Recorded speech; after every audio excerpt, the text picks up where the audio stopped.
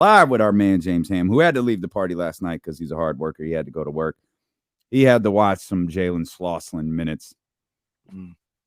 There's actually a few questions I have about last night's game. We could get into some overview stuff, but exciting game though. Nice finish. Yeah, it was. I mean, the crowd seemed to be into it. They wanted that win bad. It had strong summer league vibes. Yeah. League. Okay. Malik was playing. Yeah, that's true. Malik was playing, and Malik was closing it out. Him and Davion were closing it out. And as Hammer said in his Six Things tweet, like it was a night for Malik. Yeah, checked in. Yeah, it was a night for Malik. Yeah.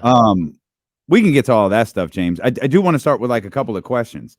JaVale versus Alex Len. Is it like how do you? Because I thought Alex Len played really well yesterday. I thought JaVale played well yesterday. I think they both had like solid preseasons. Like, what's the determining factor in the depth chart in the rotation with these guys? Because I think they both had really good preseasons. Yeah, I think as of right now, JaVale is the backup center. And going forward, we'll have to see how that works out. If that's going to be something that sticks or if we see changes. I don't have any problems with JaVale McGee when he's in the pick and roll game and down on the blocks. But the passing thing has been really strange with him. I don't like when they try to run their standard offense through him. He's got so many turnovers. I mean, he came into last night's game with more turnovers and rebounds on the preseason. And that's not a good sign. And I think that anytime you see him in space on the perimeter with the ball in his hands, he's trying to make a play. And number one, that shouldn't be Kings basketball. Like, where's the DHO? Where's the dribble handoff coming? And if that, the problem that you have with him versus Domas is that other teams aren't going to respect him way out on the perimeter. They're not, because he doesn't shoot from long range. And on top of that, he can't really take you off the dribble. So Domas, when he's out there, you'd like him to shoot the ball a little bit more to open up the spacing on the floor. But he can still beat you off the dribble. He can do a bull rush to the basket. He can still shoot from 18 feet or shoot from the 3-point line. So you do have to actually, go out and defend him, even if you want to see more of that shooting from the perimeter. But with JaVale, that's not the case. So I'm fine with JaVale in the pick and roll. I'm fine with JaVale as a rim protector, but the rest of it looks really odd. I mean, he threw a ball into the first row last night where he just read something wrong, thinking someone was going somewhere and wasn't. He tried to make a pass to a guy on a cut and threw it to the other team. Like, those turnovers have to stop. And even Mike Brown talked about it in post game. He said, look, the plan is for JaVale to play 12 minutes, but we can't have 2 or 3 turnovers in 12 minutes. That's not going to happen. I didn't realize he said that. Yeah. And so for me, for him already. Yeah, they did. He said it in post game. And so for me, like, I get what Mike's saying there, but like, I don't know if it's JaVale stepping out and trying to make those passes himself. And if it is, then you have to pull him aside and actually say enough of that.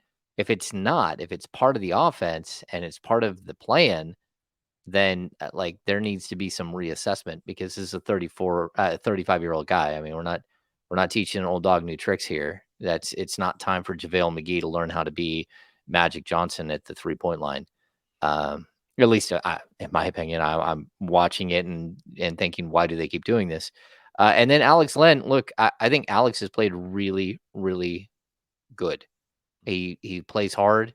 There are things that he does that frustrate you. Like, he needs to grab rebounds as opposed to slapping them, trying to knock them out to teammates and stuff. It rarely works for him.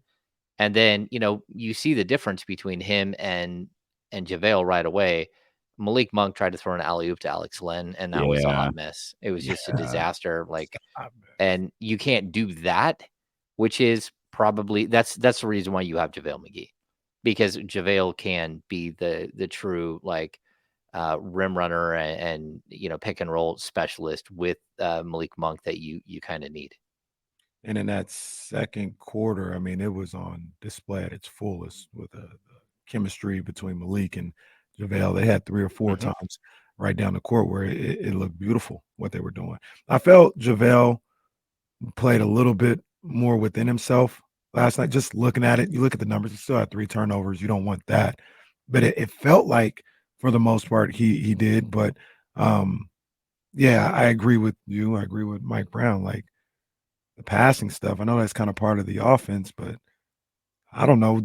Did it seem like they changed up the offense a little bit during that run where Malik and JaVale were going well? So it wasn't as much JaVale handling the ball on the perimeter, and it was more Malik initiating the offense as opposed to their traditional offense of having the big with the dribble handoffs. Because that was the best. That was the best time that McGee had out there. It seemed like last night. Yeah, they definitely changed things. They went to a true pick and roll. And the Kings had to do this quite often last year. And actually, there are plenty of times where I said, "Hey, like why aren't we running more pick and rolls?" Like that makes sense with a guy like Chimezi Metu, like that was on the roster last year. Chimezi is again, he's a great finisher in the air. He's a guy that you want in as a lob threat. And JaVale is just a much, taller, longer, more athletic. Well, I don't know if he's more athletic than Chimezi, but more experienced version of. Plus, he has the true shot blocking ability. Yeah, I think they made adjustments there, and they're gonna have to keep making adjustments because the other thing was, there's a big difference between a shot blocker and a defensive player. Just because you block shots doesn't mean you're a good defensive player. And as of right now, I'm concerned in that area as well, because JaVale McGee, like we saw it against Golden State. I mean, Dario Saric ran right by him, and we saw more than one occasion last night where he wasn't impactful as a defender. And if you get him on, it's the same thing as the offensive end. If you get him on the perimeter, like you're in a whole world of hurt. So it's not going to end well. I feel like James hates everybody. No, I'm just honest. Like, this is preseason. You're watching things. You're seeing new things that are popping up. Like I don't hate I don't hate Colby Jones. Well, Colby yeah, I Jones. mean at the center position. Yeah. Colby Jones No, is awesome. We can shift our attention to that. Obviously, I was kidding on your assessment about JaVale. Let's talk about Colby. Like I think you asked him the question. The question was asked last night, and Mike responded like he's making Mike's job really difficult. yeah, he's making everything difficult. And that's a good thing. It is. I mean, you have a young player who, I'm going to keep making this comparison, not in play style, but in look and feel on the court. And it's Tyrese Halliburton. Like every once in a while, a rookie comes along, he steps on the court, and he just gets it. And you're like, there is no lag. There is no game needs to slow down moment for him. He just walks out on the court and he belongs and he fits. And you're like, oh, okay. We got another guy that we could stick in the rotation if we need to. Now, that's the if we need to is going to be the, sort of like the asterisk here because like if you were like in a perfect world, I think you might stick Colby Jones right out there and say, all right, rotation, let's see how you do for the first 2 weeks of the season. We're building something, and all of a sudden you look like you could be part of that build. But then you're going to have hurt feelings because you have all these other players that have been around for longer who, need to get on the court and who make a whole lot more money than Colby Jones's second round, 4-year contract. But like we're already seeing that like he can play the 1, the 2, the 3. He can defend all 3 positions. He doesn't hesitate at all on a 3-point shot. He moves without the ball as well as almost anyone on this team. He gives the ball up. He goes and finds a new spot. He relocates, and he's ready to shoot as soon as you kick the ball to him. He's super athletic. He's got a floater that hasn't fallen yet, all consistently, but that's part of his game that he brings to the team.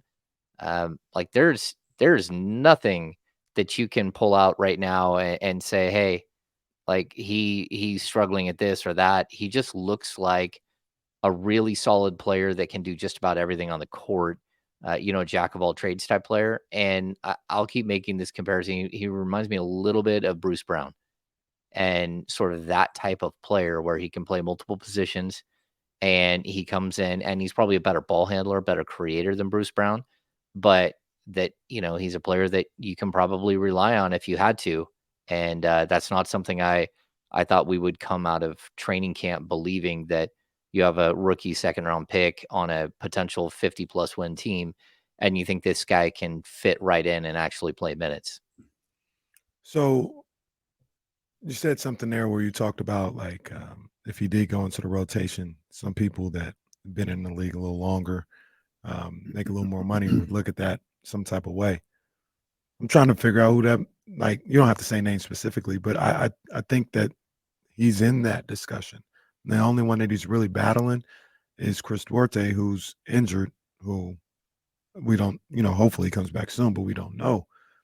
He could start the season in the rotation. I'm thinking they're going 9, maybe 10 men in that rotation.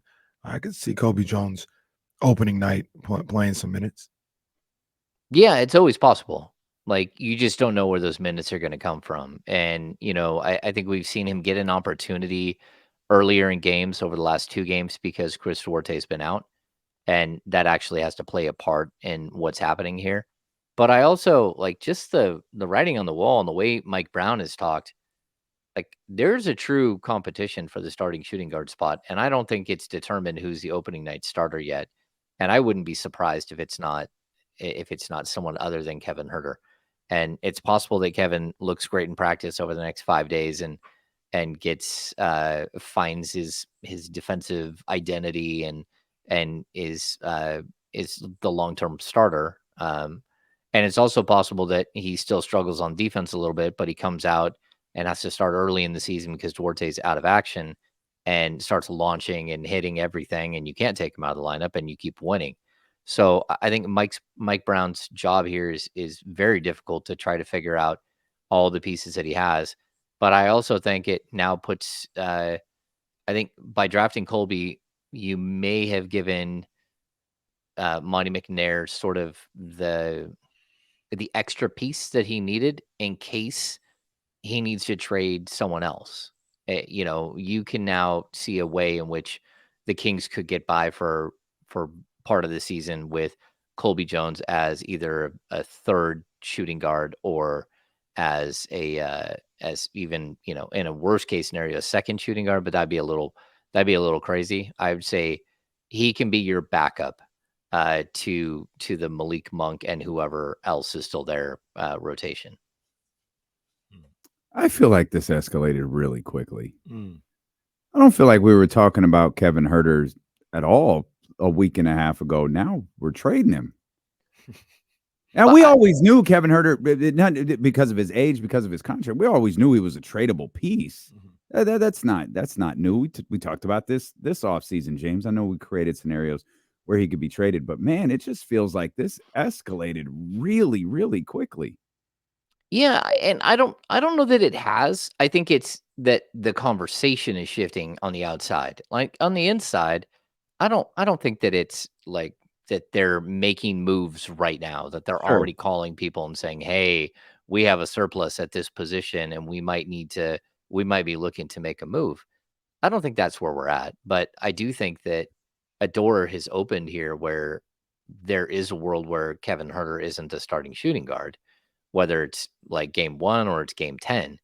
And like it's sitting there in front of you. Now, there's also a world in which, like, he's fighting for 30 minutes a night, or he is starting, but his minutes are diminished because you have more competition at the position.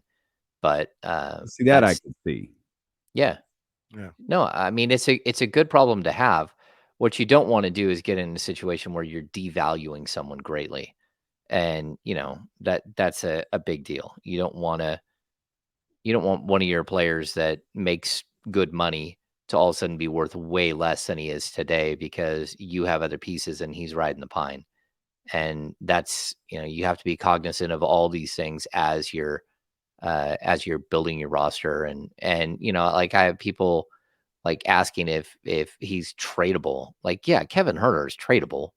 Like, what do you I mean, he averaged over 15. He was the third leading scorer on Sacramento Kings last year. He shot almost 41% from 3. Like, shooting is like at a premium in the NBA. It's something that every team is looking for, and he's under contract for 3 more years at a reasonable rate. Like, we're talking about a contract that's, 10 to 11% of the salary cap. Those are really nice pieces to have at this point. I'll push back a little bit. I don't think this is a good problem to have at all. I know what you meant was the surplus at the position, but I feel like it should be better stated as a potential surplus at the position. I talked about how we've seen some really good outings from Sasha in game 1 and game 5, but that's when he was against like lesser competition, so to speak. And even, guys like De'Aaron and Domas not on the floor when he started, he didn't play like that. We didn't see what we saw last night or what we saw in the game in Vancouver. I don't like the uncertainty. Like and the fact that you think that maybe, based on what you've heard and what Mike has said publicly, like maybe there is a chance there's a different starting 2 guard on Wednesday. I don't like that at all because it's Friday. I want Mike to know what it looks like. I want him to know that right now. I don't want him to be evaluating that over the course of the next 4 or 5 days. Oh no, I think Mike knows. I don't think he is evaluating. I just don't think he's going to tell us. Oh, yeah. I mean, there's a big difference between us having a discussion about it, but Mike Brown knows what. But you're not sure it's Kevin Huerter. Well, I'm not sure it's Kevin Huerter. I don't think Kevin's sure it's Kevin Huerter. But the other thing is, we haven't really got an update. All we heard was that Chris Duarte's knee, it's a bone bruise, and that it was a small bone bruise, and it doesn't look like it's serious, and the rest of the MRI was clean. We don't have he's out 1 to 2 weeks, or he's out 4 to 6 weeks, or he's day to day. Like, I mean, I think maybe we have he's day to day, but as me and Kyle like to say, we're all day to day. So we have no idea what that means. But I think Mike has a very good handle on what's happening here. And I'll also point out, like, he's been very clear the entire time, Mike has, about all of these situations, that everything he's doing is intentional. Like, he has an idea. There's a reason why he's given Sasha Vezenkov a couple of starts. Like, and it's not because he thinks Sasha is going to be a starter. It's because he needs him to get up to speed, and that can't just be against third team guys. He needs him to get, like, it's one thing to understand what the speed is of the game when you're playing against third and fourth team guys in preseason. Now I need you to see what it's like, game 1, you're up against John Collins. Game 2, you're up against what should be Draymond Green, but it's probably going to be someone more like Andrew Wiggins, or Jonathan Kuminga. Game 3, you're up against LeBron James. Like, these are the things that, like, if you're going to be a starter in this league, if you're going to be someone who's playing major minutes, that's what's ahead for you. And again, I think it's like Sasha has to learn, just like the rest of these guys. They have to adapt to what they're doing defensively. And, again, I talked to Kevin Huerter because we're on the subject. I talked to him in the locker room last night, and his demeanor was totally different than it was a couple of days earlier. You could tell that Kevin has had the opportunity to digest whatever it was that was happening, and he's in a much better place. And he's not like conceding anything, but he definitely is back to, the Kevin Huerter of old, where, like, look, it's a game, it's a make or miss league, and I missed some shots. But I also don't think he thinks he's way far off. We had that moment early in the game where Huerter got a rebound, pulled up from like right around the free throw line and bricked it, and then it flew right back to him. And instead of giving the ball to Sasha, who was wide open to his left, he tried to shoot it again, and he missed again. And I think it's those moments where, when you're already up against it, that you start hearing like the collective groan from the crowd, like, oh, and you hear it. But that's because everything is magnified right now with him. I think if he settles in and he just gets back to the player he was last season, he'll be just fine. And there's a good chance that he'll be like right in the rotation, either as a starter or one of the first guys off the bench. So I'm with Damian. I don't like all this. I think the starting 5 should be solidified with what it is and what it was coming into the season at the end of last year. Well, I mean, James's point is fair. It might be. Yeah. Yeah. I think it should be. Maybe that's why Kevin Huerter was so loose last night. Well, in the post game, not the game. Luke Walton here, and he's coming back. Oh my God, that was the funniest clip of all time. The day Luke Walton was told he was safe, and he came in jovial. Hey, James, hey, it's me, Luke. How are you? Let's talk. That was incredible. Yeah. Dude. It might have been Kevin Huerter's your fine moment. I think it should be. Okay, so there's a couple of things, Casey. Number one, I think we're uncomfortable, right? This entire situation is uncomfortable. And Mike Brown said the entire preseason, I want to make these guys uncomfortable. I want to put them in situations where they're uncomfortable on the court. But I think he also wants to, like, look, this is not kumbaya. We are not walking out on the court and winning 55 games because we won 48 last year and we're cool. That's not the way basketball goes. Like, and then the other thing is, like, I know we might want something and we might think that this will work or that will work. At the end of the day, Mike Brown is just a better coach than any of us. And he knows his team better than any of us. And whatever his grand scheme, you have to put some faith into a guy who won 48 games where no one else has won 48 except for Rick Adelman in the 38 years of Kings basketball.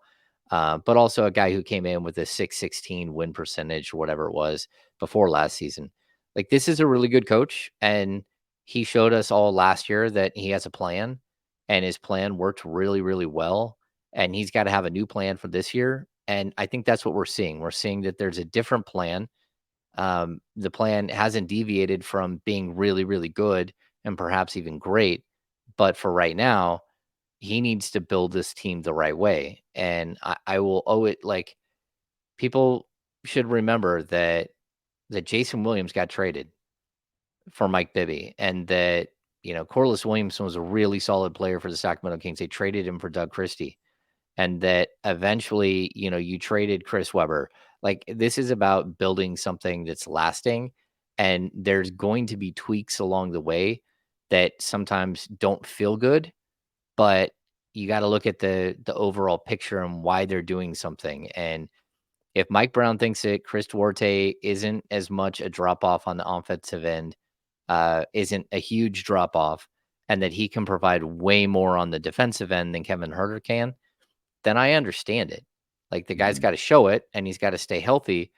But I think we all know that whatever you would lose in the transition from Kevin Huerter to Chris Duarte on the offensive end, Keegan Murray can make that up.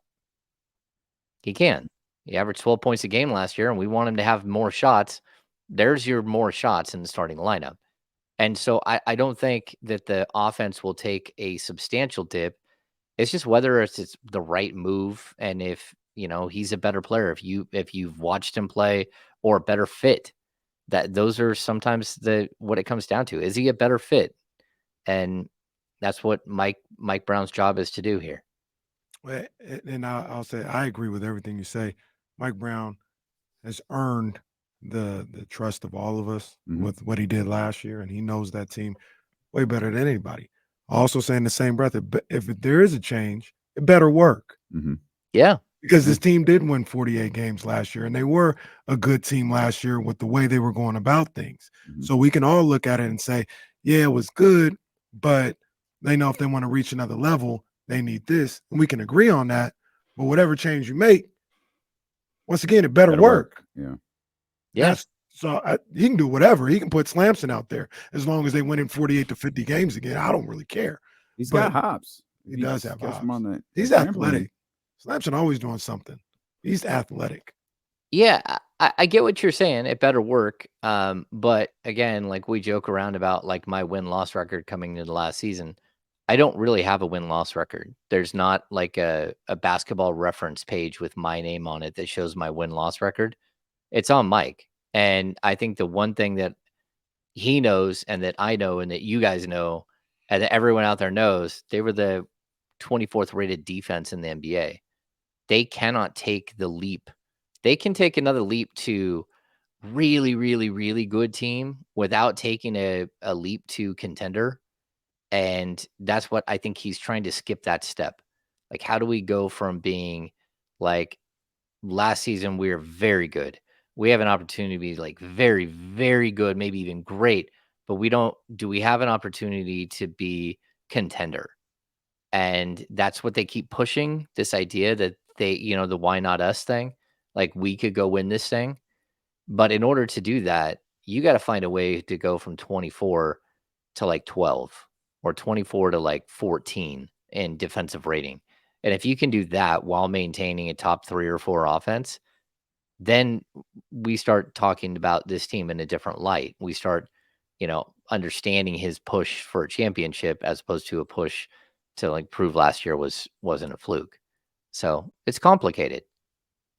It is.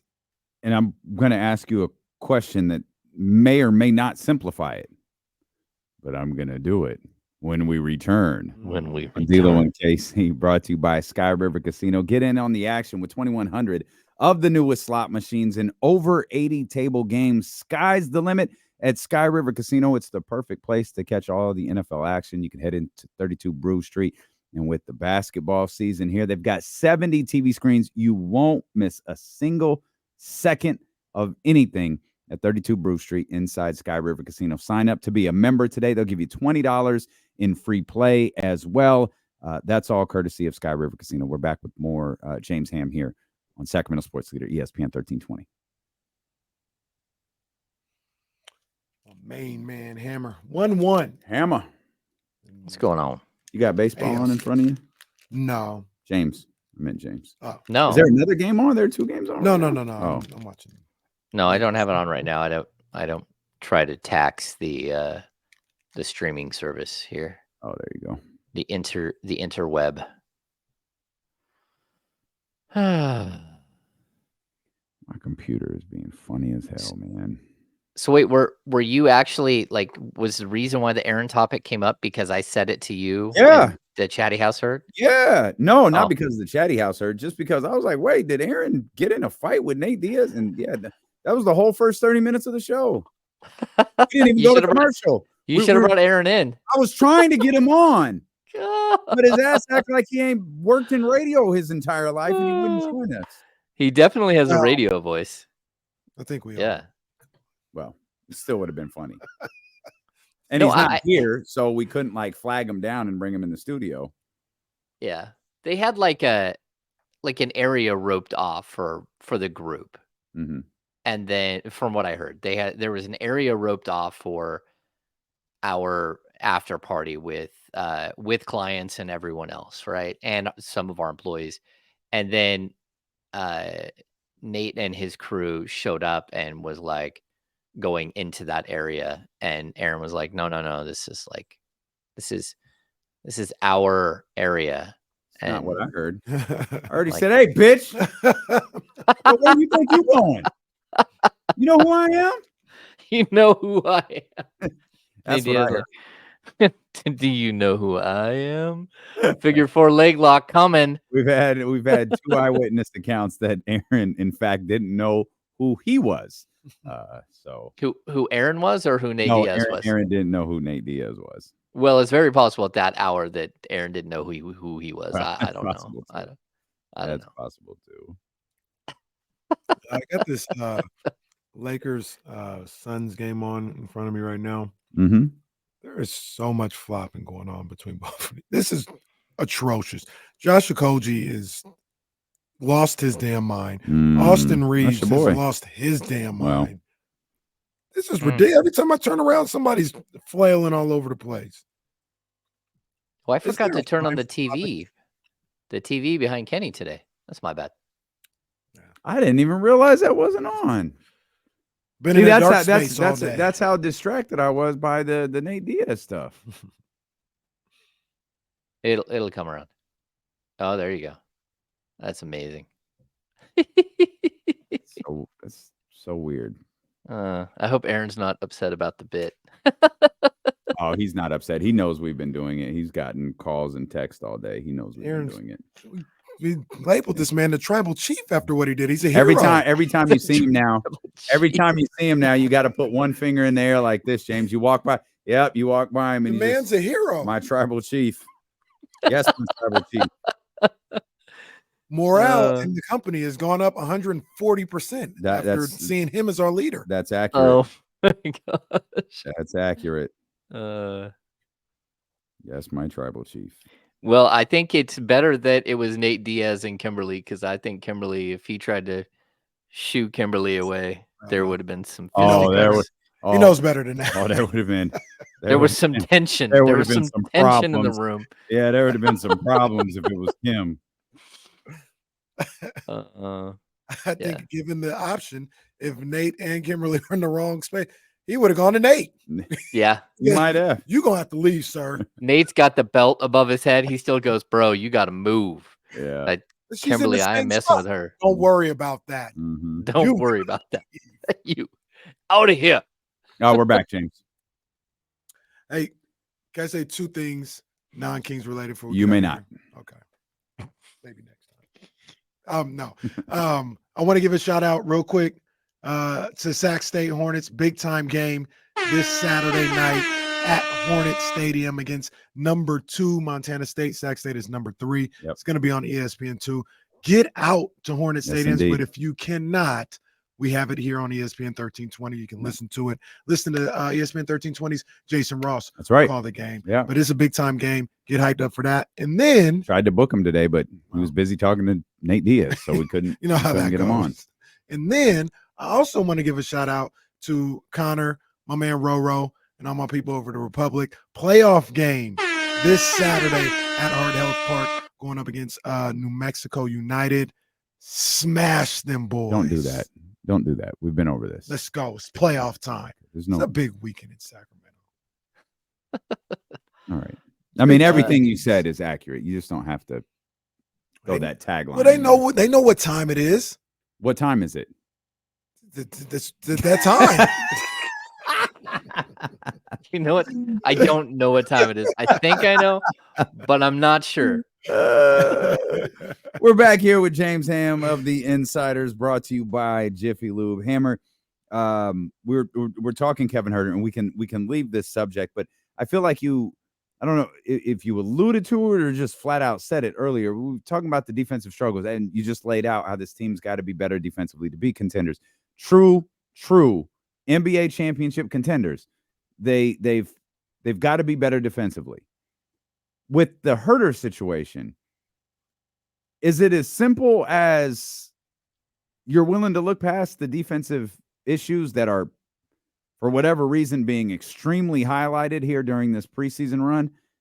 If he's hitting 40% of his threes, is the greater issue of Kevin Huerter the defensive struggles are being highlighted because he's also missing his shot at the same time? I think that's a good question, but I think the answer is no, not in Mike Brown's eyes. Mike Brown knows that, like, you didn't go out and get bona fide starting level defensive minded game changers during the offseason.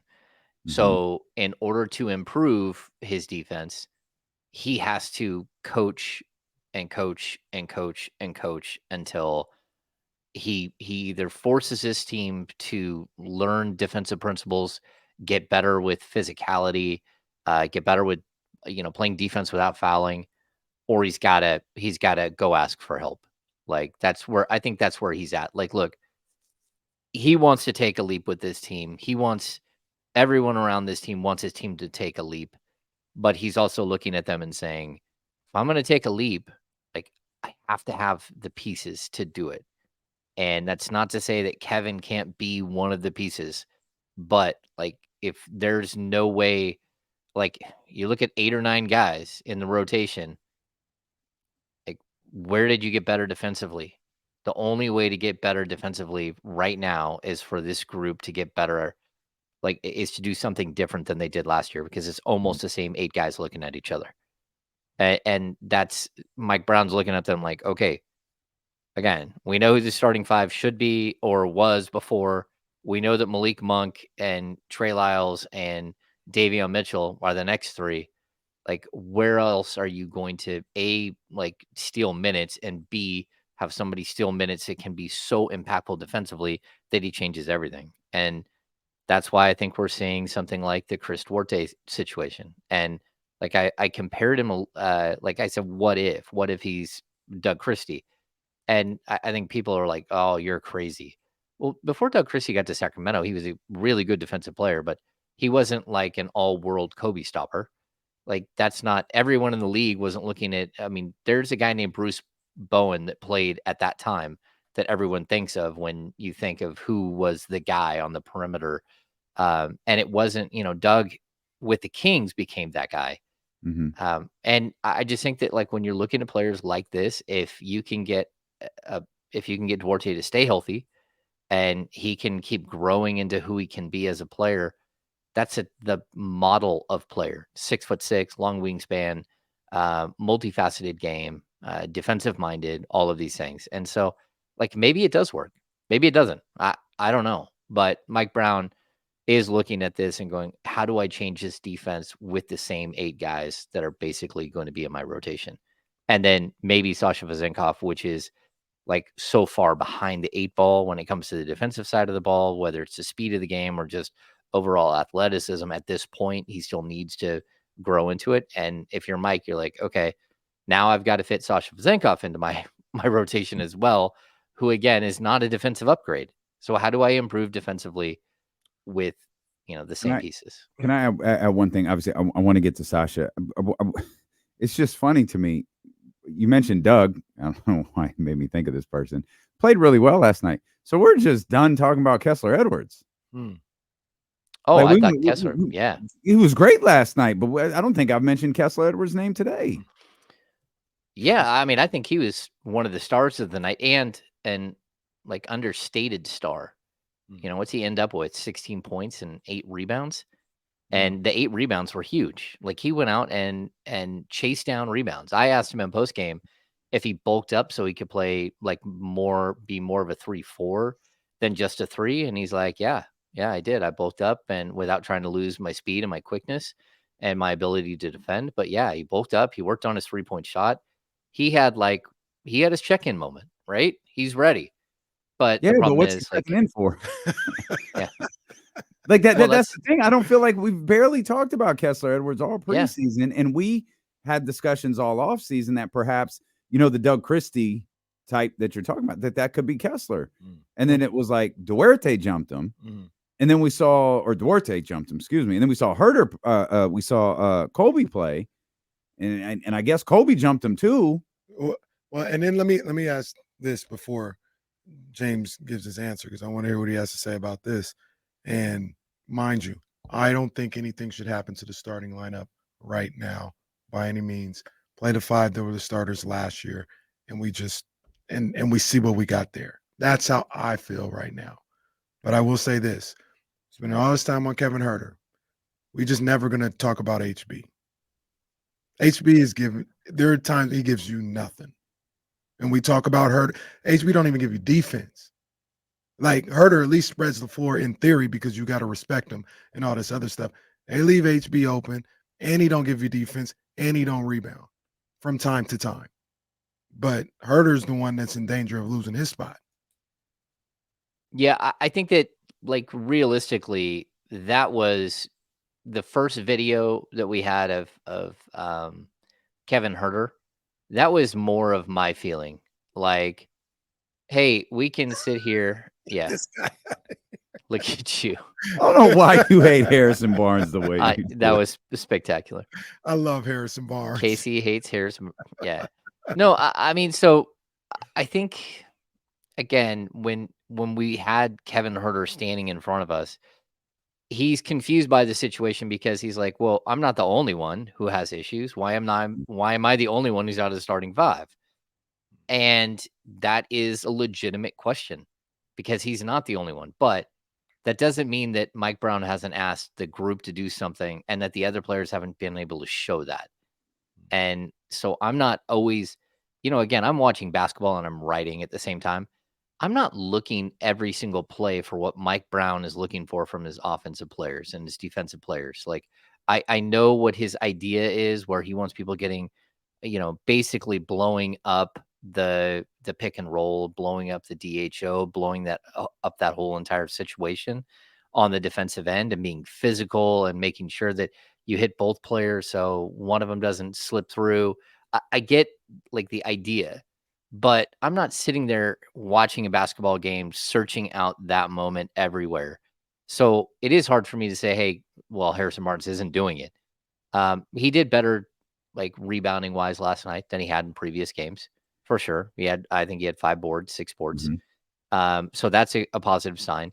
He was quiet and kind of faded out. But again, in a game where you're looking for just to get through it, number one, why was Harrison playing? He's a 31-year-old dude, and the other starters basically got the night off. Well, Keegan, Domantas, and De'Aaron. He So might have why demanded is he? to play.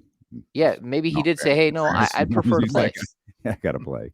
Yeah, but at the same time, Harrison's the type of guy who's going to go out there and go, "I'm playing, but I'm here to facilitate, and I'm not here to be the guy tonight," which is what like Talen Horton Tucker is doing, or it's what we've seen from Jonathan Kuminga, where it's like, "Hey, you're the guy," right? So I feel like Harrison Horton Tucker turned 50, by the way. Man, I feel bad for the guy. Like, we had this discussion today with Kyle. Kyle's like, he said, you got to come home, bro. Yeah, Like, you got to do it. You got to do it. Like, I mean, no, you got to do I'm it. just saying because he ain't going bald with the receding hairline and the bald spot. Like, come on, man. That's what Kyle. It's like a map. Like, it's just kind of like, hey, TH, come on, bro. It does. It makes him look so much older. It does. I don't know. Like, everyone on the media row was like, man, it's just mirrored. Talen Horton Tucker, like, aged 15 years since last time we saw him. Have a rough off season. What the hell happened? Yeah. So, like, I feel for the guy, but like Kyle had a good explanation. And as a guy who has a full head of hair, I let Kyle handle that discussion because it is what it is. Like, you let he's one of Kyle's people. Maybe the hairline you could get away with, but once the ball spots start happening, like, it's over. Drew says his name looked like his Cletus. This is horrible. You guys are mean-spirited. Oh, THT, we try to help. It's good. I just want to know why. That's the question I had. Why does he deem this okay? If he's like, why? Because this is what I want to do. All right, enough said. I just know I wouldn't. Maybe an NBA player with an NBA bank account don't care. Yeah, happens. See, this is why we need him in the locker room in Sacramento, so we can walk up and ask this question and make him extremely uncomfortable, like we did Kevin Huerter. Yeah, we'll make something you go completely different. Yeah, you go ask him. I'm not asking him.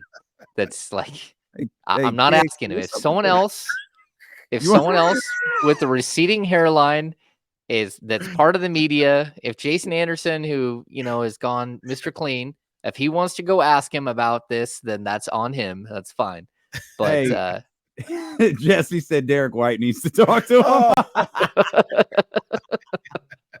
Jason Anderson is low key the perfect guy because he asked. He asked us.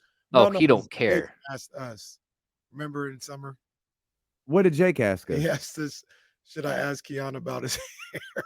Oh no. Yeah, and we told Jake, no, you cannot ask Keon Ellis about his hair. Bro, do not ask him about his hair. No, but Jason will ask a tough question. Like, he asked something about Kevin Huerter, and he was like, yeah, he had one blow by and another blown assignment. Damn. Like, Jay, like, he'll get to the root. Like, hey, he ain't gonna pull no punches, so he could go up to THTA. The bald spot, the hairline, like, what are we working with up here? What's the deal? I'm not judging. I'm just asking. James could just go up to him and go, hey, bro, you want the number to D'Lo's barber? James got a great barber. He could fix that right up. We fix it up. We got your back. I don't know how we got here or how we get out of it. I don't know. But we could head over to Sasha if you want to. Okay, I think we were talking Harrison. KC hates Harrison. No, that is not. Hairline. That is not the case. KC hates I hate bad the media hairlines. putting that narrative out there. I don't hate Harrison. I need Harrison to play like he played in the first quarter of Game 1 of the playoffs last year. That was perfect. Well, you don't get playoff Harrison until the playoffs. It's like Malik. That's right. Well, let's hope we don't get playoff Harrison because like the final couple of games. Yeah. So I would say with Harrison, for me, he had his check-in moment in game 1 and game 2. He was excellent, except for the rebounding. But I mean, he put up 15 in both games and was like, okay, I'm ready. And everything we see after that, it's like, okay, I don't want to get hurt. And that's okay. And not only that, not only do I not want to get hurt, but like it's okay if Kessler Edwards has moments. It's okay if Sasha Vezenkov wants to hoist up like 6 threes. That's fine. Let's let them figure it out. That's part of his veteran leadership is to not walk into a preseason game saying, I got to get my 15 points so I can get out of here. That ain't got nothing to do with getting more than one rebound. No, that's true. You know what I mean? That ain't got nothing to do with that. But Coke I machine understand what action. you're saying. Yeah. Coke machine. Well, let's go to Sasha then. You brought Sasha up earlier. Is Sasha playing Wednesday? You think we see him playing in Utah? Maybe, but like is he ready? I don't know, but the problem is there's no way to get ready once you start the season. So I think it might be matchup based. And for the life of me, I don't know who the backup power forward is on the Utah Jazz at this point. So, but I certainly don't want him defending Lauri Markkanen or John Collins. Like maybe John Collins. You know, that might work if you can keep John Collins on the perimeter and keep a body on him. I'll say this though. You're seeing that Sasha can impact the game without being like uber athletic. Number one, he's been probably the second best rebounder for the Kings throughout the preseason. And that's not a great statement because there's been that's a problem, but he reads the angles. He knows where to go. He does like tip the ball out to his teammates for like another 3 or 4 rebounds during preseason that I've seen. I haven't seen like he isn't a defensive stopper, but I also haven't seen him just get torched again and again and again. They have not been able to like isolate him and pick on him. And maybe that's just because teams are waiting until the regular season to do it. I don't think he's been great, but like, you know, a couple of the guys he's gone up against are for some reason, like they're the team's guy that night, you know, to go try to score a bunch of points. And it doesn't matter what the Kings throw at him, they're still scoring. So yeah, I'm okay with where he's at right now. He needs to clearly get quicker and understand the speed and the pace, but that give and go to the basket that he had where he went up for the 2-handed dunk, I mean, that was magical. That was like spectacular. And it showed a new wrinkle to the offense that none of us had seen. Like, what was that? And having a player who's smart like he is, that's what you're getting. I think, again, he's using his brain to be in the right position on defense as best he can. I know Mike Brown did have a moment with him where he, you know, got into him about what he did defensively. I know he has still had a little bit of problem funneling guys to the middle as opposed to funneling to the outside. Also say he's blown up like 4 or 5 offensive plays that I've seen where he just literally does the wrong thing at the wrong time and he's still learning. Like there was a moment where Kevin Huerter went to like drive in and do like a follow a 16-footer or something. And Sasha just ran his man right into Kevin Huerter right in the middle of the play. And it's like, hey, look, man, he wasn't going to make the cut right there. And it was way too early to rebound. So, like, what were you doing? And he's just sabotaging Kevin Huerter. That's what it was. Right. No wonder Kevin Huerter's struggling. He's playing against 6 defenders out there. He sees the path to minutes. Take out Kevin Huerter. Yeah. So yeah, I see Sasha like he started hitting the 3 ball, and you finally saw him calm down a little bit. Like, oh, there it is. Look at you.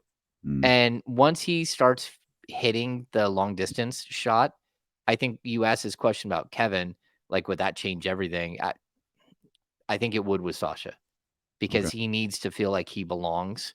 And the one way he knows he can belong right now until he gets up to speed is to hit his 3-point shots. Is this our fault?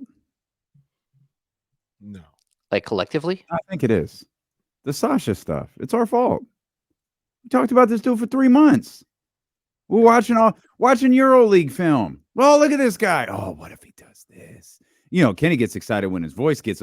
What if he does this? This is our fault. In our defense, we like basketball. We watch hoop. Well, we're not Warriors fans, so that's what we do. Does Kenny go quietly? I hate Harrison Barnes. Never. No. No, he doesn't do that. What he does? I love Harrison Barnes. What you mean? I do love HB. Love HB. I just got to know he's out there. That's all. Like, that's all I'm asking. I got to know you're out there. That's it. I know. Like, look, I'm going to say yes. Like, all of us did this, but at the same time, it was like the Kings did this as well. Like, they allowed this hype to happen with their belief. And then you went out and got another offensive player for a defensive-minded coach, and you didn't get him any true defenders, except for maybe Chris Duarte. And so, yeah, it's a bit of an issue, but you also paid him, $20 million over 3 years, or $19 million, whatever it is. That's typically guys who get paid that much money, they play basketball. And, again, he's got an opportunity to shine the last 2 games. Whether that's happened or not, the jury's out on that. But that's because Trey Lyle sat out 2 games, and your question. Do we know the extent of that? That feels like a bigger deal that we just haven't talked about. No, we don't have anything on it. Like, it's just like Trey Lyles is gonna. No, I think it was just a matter of getting a guy out there, and Trey Lyles had his check-in game, and it's like, okay, we're good. Let's move forward and get these guys. They know that they need to get him reps, that they need to get Sasha reps, just like they know that they've got to get, like Colby reps and Kessler Edwards reps. If they're going to get any better, that's what you have to do. You got to get them reps. And I think that's the biggest thing Mike's talked about with Chris Duarte too.